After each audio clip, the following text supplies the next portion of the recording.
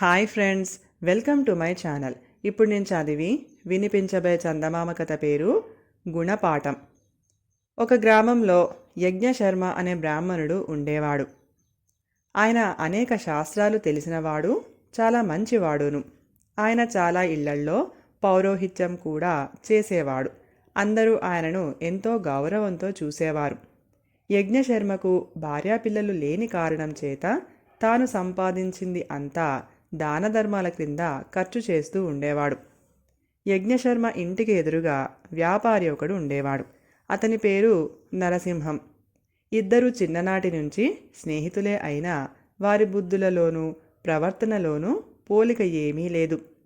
నరసింహం ఇతరులకు ఉండేది చూసి సహించలేకపోయేవాడు. తన స్వార్థం కోసం ఏమైనా చేసేవాడు.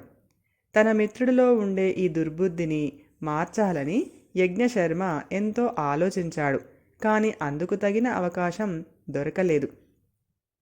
ఇలా ఉండగా ఆ గ్రామంలో ఒక సంపన్నుడికి లేక మగపిల్లవాడు కలిగాడు. ఆ పిల్లవాడి నామకరణ మహోత్సవం ఎంతో వైభవంగా జరిగింది.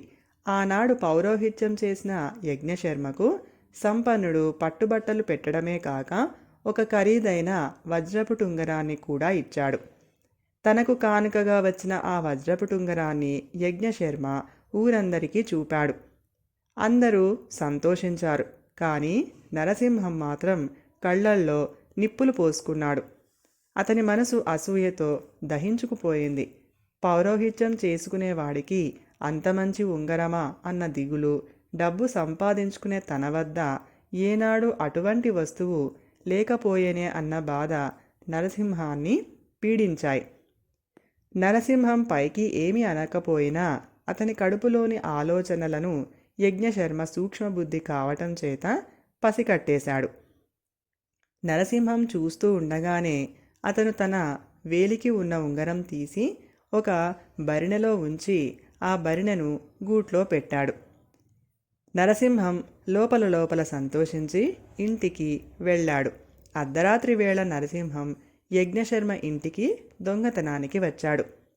లోపలికి ఎలా ప్రవేశించటమా అని తలుపులు తడుముతూ ఉండగా అవి కాస్త తెరుచుకున్నాయి. ఇక తన పంట పండినట్టే అనుకొని నరసింహం ఆలకించాడు. యజ్ఞశర్మ గుర్రుపెట్టి నిద్రపోతూ ఉండటం తెలియవచ్చింది. నరసింహం అడుగులో అడుగు వేసుకుంటూ గూటి వద్దకు వెళ్ళాడు. బరిణ తీసుకొని దాని మూత తీశాడు. వెంటనే ఎర్రతేలు ఒకటి అతన్ని కుట్టింది. బాబోయ్ తేలు అని నరసింహం కేక పెట్టాడు. నిద్రపోతున్నట్టు నటిస్తున్న యజ్ఞశర్మ లేచి కూర్చొని ఎవరు వారు, ఏమిటది అని అడిగాడు. దొంగ దొరికిపోయాడు. నువ్వేనా నరసింహం? ఈ రాత్రి వేళ ఎందుకు వచ్చావు? నన్ను లేపలేకపోయావా? నీకు తేలు ఎక్కడ కుట్టింది? ఆ బరిణ ఎందుకు తీశావు?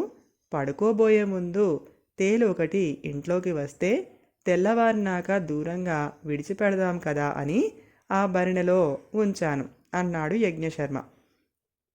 నరసింహం తాను దొంగతనానికి వచ్చానని, వజ్రపు టుంగరం చూసినది మొదలు నిద్ర ఆహారాలు లేవని ఒప్పేసుకున్నాడు. పిచ్చివాడ, నేను పరాయివాణ్ణేమీ కాదు గదా. ఉంగరం కావాలంటే నన్ను అడగలేకపోయావా? ఇచ్చి ఉందునే అన్నాడు యజ్ఞశర్మ. నరసింహం ప్రాణం ఈ మాటలతో మరింత చచ్చినట్టయింది. ఈ గుణపాఠంతో అతను పూర్తిగా మారిపోయాడు. కథ సమాప్తం. ఈ కథ కనుక మీకు నచ్చినట్లయితే ప్లీజ్ లైక్ చేయండి, షేర్ చేయండి. మరిన్ని మంచి మంచి కథల కోసం మా ఛానల్ని సబ్స్క్రైబ్ చేసుకోండి. Thank you.